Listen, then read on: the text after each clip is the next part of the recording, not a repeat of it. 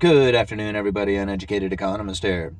So recently I have done some videos where I had mentioned that China is going to try and drop their property prices to encourage people to start families and increase the population.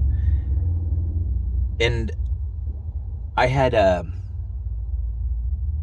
said that the house prices and where they are at today discourages people from starting families here in the United States. Mainly the American dream idea of owning a home and living in that home for 20, 30 years and raising a family is just simply unachievable for a lot of young people nowadays.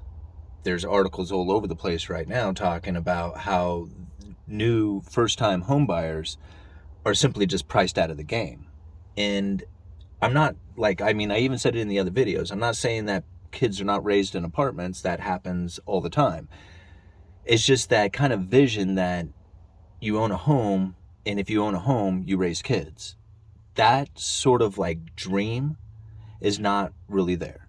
It's not really available for most people to go out, get a job, and then acquire this home. They're just simply too expensive. And so if you can keep these home prices elevated, then you're probably going to reduce the population as people will be discouraged from starting families. But it's not just in the house prices that you can do this. Now, something I found interesting is that when I went and read, I'm going to kind of jump around here a little bit. When I went and read Cantillon's essay on economic theory, and I believe it's in part 1, chapter 15, they're talking about how the property owners can increase and decrease the amount of people that live on the land.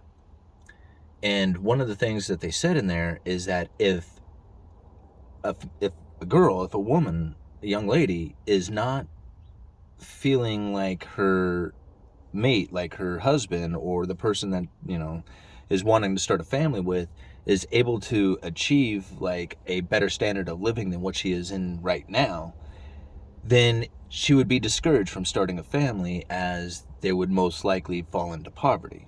Now, you got to think, this essay was written back in the 1700s, so, there's a lot of things that are taking place today that weren't taking place back in the 1700s. But still, just that idea that in order to have a family, you want to be secure in what it is that you have available to you. Mainly, you're going to be secure in your housing, secure in food, secure in, the things that can get you the things you need, like jobs, you're going to be secure in your job. So these are the type of things that women would typically look for as far as a prospective mate to start a family with. This is they want that security behind it. So something interesting I found when I found this article, is that women now are starting to make up more, or starting to acquire more college degrees, or more women are acquiring college degrees than men. That's what I'm trying to say. And this is and you got to think, it's got to be one or the other, right?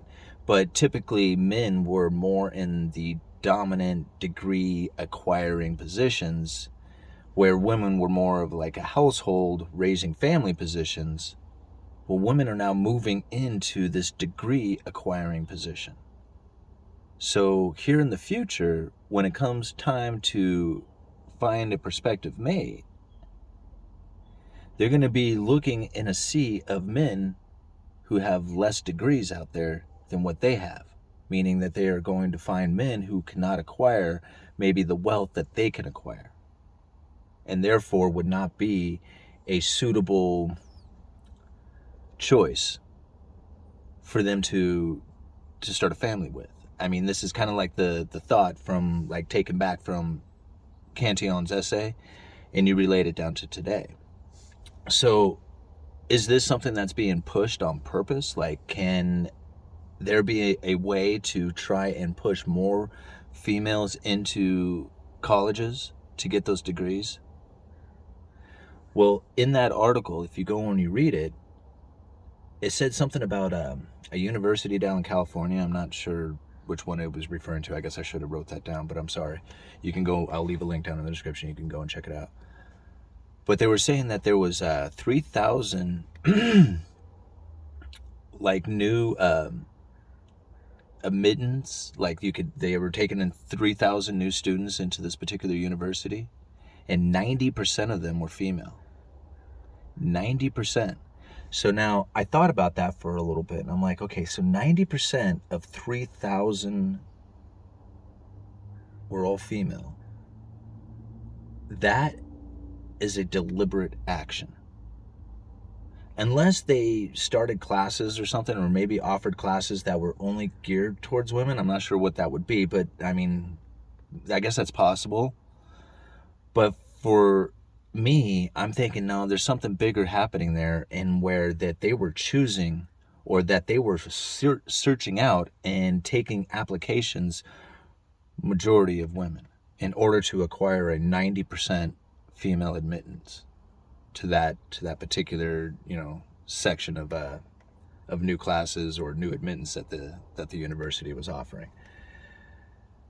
So if it is being done on purpose, and it is raising the amount of female degree acquiring population out there who is going to be less likely to hook up with an individual who is earning less than they are, which would mean, like, if men that are not getting degrees but instead just going to work, we may find where less families are being started. See what's happening there? So anyway, something else I found interesting. I got to let you go because I got to go back into work. I was just reading this, so I'm sorry. I should have thought about it a little bit more before I did the video, but I thought it was a pretty interesting one. But something else they mentioned in that article is that when you have a young, out-of-work, depressed male population, that is a very dangerous position to be in. Something to think about. Okay. Uneducated Economist. You guys let me know.